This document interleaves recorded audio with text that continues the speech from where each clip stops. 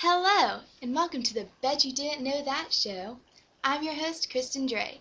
Today is National Psychology Day, so we're going to spend our time today talking to an expert psychologist who's very close and dear to my heart, my cousin, Dr. Sally Dre. Thank you, thank you. Oh, you guys are too kind. Wow, Dr. Dre, it is such an honor to have you on the show with us today, and I'm so happy to be reunited with my cousin on my Bet You Didn't Know That show.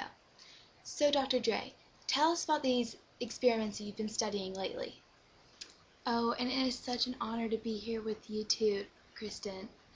Well, lately my team and I have been studying the Blue Eyes, Brown Eyes project done by Jane Elliott, and we've been really researching the Milgram's experiment on obedience to authority done by Stanley Milgram.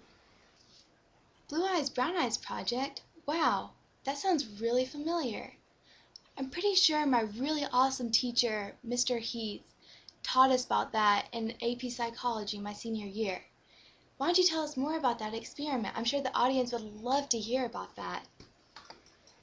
Yeah, the Blue Eyes, Brown Eyes project is a really common experiment that teachers all over the U.S. teach their class about because they can learn so much from it, and I'd be glad to teach you more about it right now. It was the day after Martin Luther King Jr. was assassinated. Jane Elliott decided it was time to discuss discriminatory behavior towards people who were different than you in her third grade class. Coincidentally, that week was National Brotherhood Week, which Jane Elliott described as treating everyone as if they were your brother. She then asked her class if there was anyone in our country that we as a society did not treat as if they were our brother, in which the class answered blacks and Indians were treated unequal. The children proclaimed that they would know what it would feel like if they were judged because of different color of skin, which was not the case. Jane Elliott asked the children if they would want to experience what it would feel like to be separated by the color of their eyes. The class exploded with enthusiasm. She then announced that because she was blue-eyed, she would put the blue eyes on top for the first day. The blue-eyed people were considered better and smarter than brown-eyed people and got 5 extra minutes of recess, could get second lunches, and could use the water fountain, while brown-eyed people would have to use the same paper cup. Blue-eyed and brown-eyed people could not play together on the playground, and to determine if you were brown-eyed from far away, they would have to wear collars. Just throughout the first day, Jane Elliott saw friendships be torn apart and sweet, innocent children turn into mean, hateful children. The next day, Jane Elliott switched up the exercise and made the brown-eyed people take their collars off and put them on blue-eyed people. Same rules applied to the blue-eyed people as they did to the brown-eyed people on the first day. Jane Elliott noticed that children with brown eyes performed faster and more accurate in a class assignment than they did the first day, while blue-eyed children performed slower in the class assignment on the second day. At the end of the second day, Jane Elliott brought her class together and asked the children how they felt when they had to wear the collar. The children said they felt sad, down, like a dog on a leash, and like being cheated on. Jane Elliott then asked, should the color of some other person's eyes have anything to do with how you treat them? The children exclaimed, no. Jane Elliott then asked, what about the color of someone else's skin? The children answered no. The whole class agreed that someone shouldn't be judged by the color of skin or how they're different from you because it was unfair and everyone was the same no matter how they looked.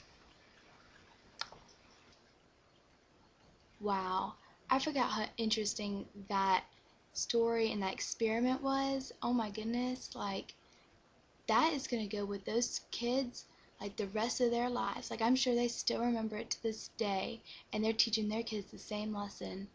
So, Dr. Dre, what I really want to know is, I want to know the biopsychosocial approach to that experiment. Can you tell us that?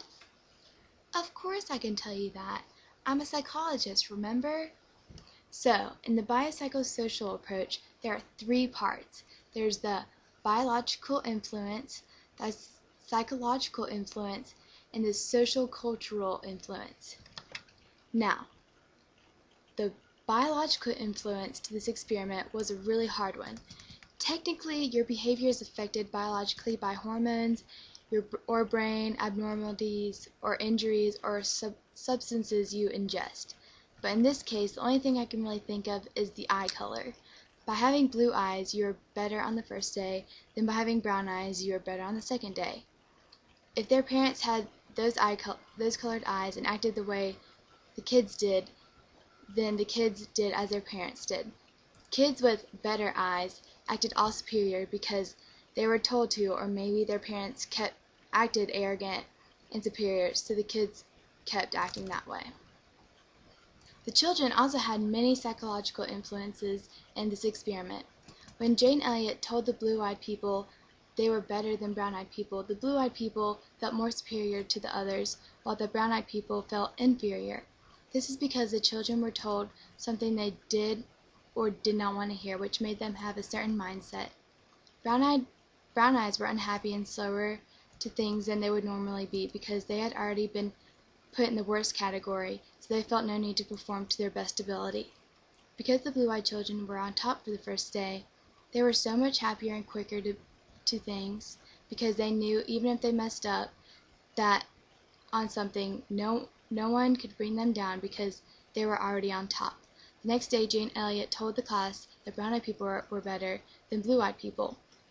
The brown-eyed people were so happy and performed better on assignments because they knew that day they were better than other children with blue eyes. Meanwhile, the blue-eyed children were unhappy and performed worse on assignments that they had done better on the day before. This shows that when certain people have a mindset that they are better than other people, they will perform better and be happier because they have the fact that they are better to fall back on if they mess up. The social cultural influences would have to be the teacher, Jane Elliott, influenced what happened by telling the children that blue-eyed people were better than brown-eyed people and vice versa the following day. If she wouldn't have done that, the children would have behaved in their normal everyday routine. The children who were told they were better influenced the way classmates interacted with each other. If the better children would have accepted their differences with other students, nothing would have changed. But instead, the better children decided to kind of shove it in their face that they were better than the other students because they had a certain eye color. The environment, which was a school, influenced the experiment a lot, since the children were forced to be in the same classroom despite their differences, and how they dealt with that certain setting was all up to the children. Wow, Dr. Dre, you are so smart. Now tell me about that Milgram's experiment on obedience to authority experiment.